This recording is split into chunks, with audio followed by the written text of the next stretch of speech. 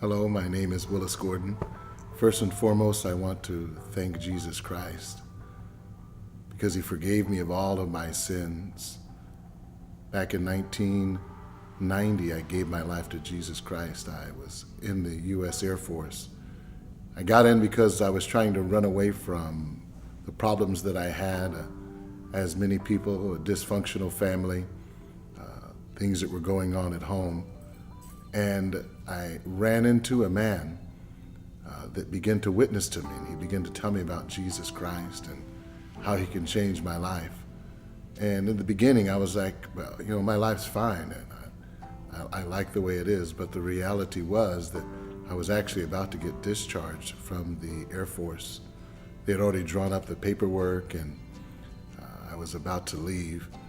And this man came in, and when he saw me, he told me, now I know why I came to the base, and I was wondering, why would he come and tell me these things? But he told me that Jesus had spoken to him, that he was going to find a young man that he wanted him to witness to and give his life to Jesus Christ. And he said that that young man would become a preacher. And I just began to laugh because everything else that was going on in my life, the last thing I was even thinking about was giving my life to Jesus or being a preacher. And we began to build a relationship together. I began to hang out with him and his family. And one day what happened was he asked me to pray the sinner's prayer. And I told him, I need to get back to the barracks and because I have a curfew. And he said, well, you need to do it. And I said, no, let me get back to the barracks. I'll do it later on. And so he had given me a ride to the barracks. And what happened was a few weeks later, we were just having a great time. We were playing some games, and I looked down at my watch and I realized that I couldn't walk back to the barracks in time. And I looked at him and I said, look, I need a ride, and could you help me real quick? Because, I can't walk to the barracks in time to be back for the curfew. And he said, well, you remember when you told me that you were going to give your life to Jesus Christ? And I said, yes, I remember, but not right now. I don't have time. He says, well, he goes, if you pray right now, I'll give you a ride to the barracks and you'll make it on time. Or you can walk and figure it out on your own. And so I reluctantly prayed and I gave my life to Jesus Christ. But that night when I was in my barracks by myself, I got down on my knees and I said, God, that prayer that I just prayed, if it's real, I want to stay in the Air Force. I want to stay here, and I want to finish up my tour. And finished the prayer. I got up.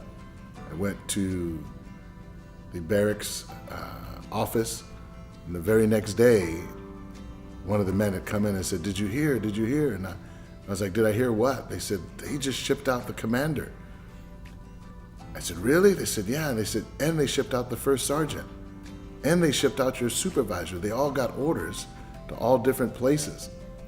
And I was standing there and I was bewildered and looking around saying that, that doesn't happen. How could that happen? And what happened is the very next supervisor that came in, and the next first sergeant that came in, called me into the office and said, listen, we've been looking over your paperwork and we're going to give you another chance. And when they said that, I knew that God had done that. And so I said, okay, God, you did those things, I'm going to serve you. And so I began to go to the church and I began to get involved, and God began to deal with my heart to get relationships right. I got my relationship right with my father, and it was probably one of the most powerful things that I've ever done is to be able to forgive my father. And when I forgave my father, things really, really began to change and turn around because God really began to show me his love. Because when I went back to see my father after I asked him to forgive me, it was probably one of the emotional times of my life. I come out of the airport and my dad's standing there and he walks up to me, he grabs me around my neck, he gives me a kiss and he tells me, I love you, son. And I want to tell you that I was able to keep my composure, but it was one of the first times that he told me that I love you.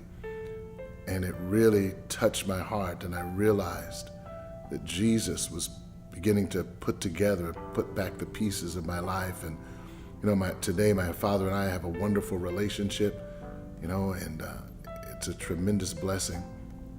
because Jesus really did put a broken, messed up life back together. Shortly thereafter, I began to feel that I had a calling on my life. I'd actually forgotten about the fact that man had told me that you're going to be a preacher one day. And about a year after I got saved, I got married. She was my girlfriend at the time, and God did a powerful work in her life and changed her. And her and I got married. And over 27 years later, I'm preaching the gospel. I'm married. I have 3 wonderful children. God has helped me.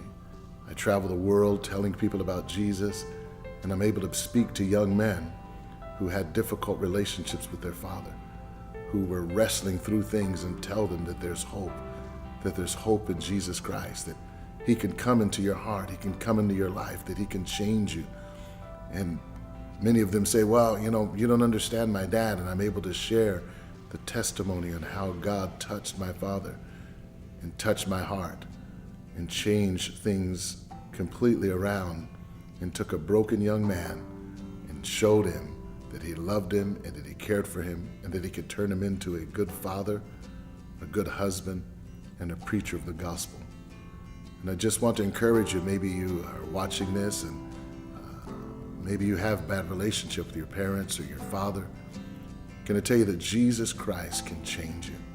That if you will give him a chance, if you'll allow him to come into your heart, to be your Lord and to be your Savior, he can turn your life completely around. And you could know that he loves you and he cares for you. And you could be a good father, that you can be a preacher of the gospel, that you could be whatever God has placed upon your heart to fulfill the call that he has for you.